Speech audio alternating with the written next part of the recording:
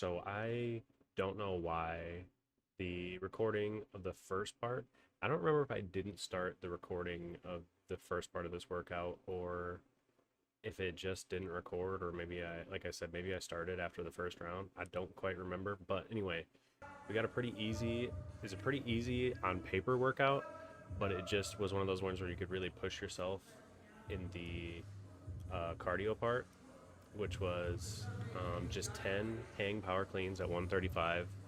And then for the rest of the 2 minutes, I think it was just 2 minutes each time. The rest of the 2 minutes, it was max cals on the rower in that 2 minutes. And then I think there was a 2 minute break. I'm not sure I can't remember exactly how long the break was. I think it was 2 minutes.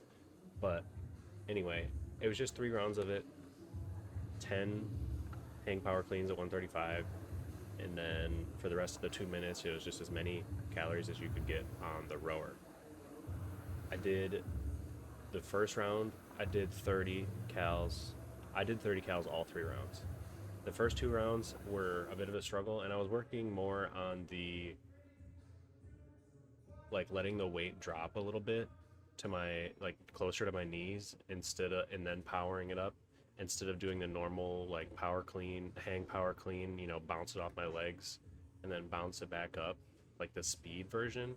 I was doing it a little bit slower and working more on the like dropping it down and then cleaning it up, and made it a little slower, but I was able to push myself. The last one I had to push myself quite a bit to try to get to that 30 cals on the rower, but we got 30 each time. That was my only goal, and it was a rough one. It was one that really hurt the lungs, and especially since this was only, I don't know, a week, 2 weeks since I came back from the calf injury. So my calves weren't really like my calf really wasn't letting me like compress all the way at the bottom of the ski.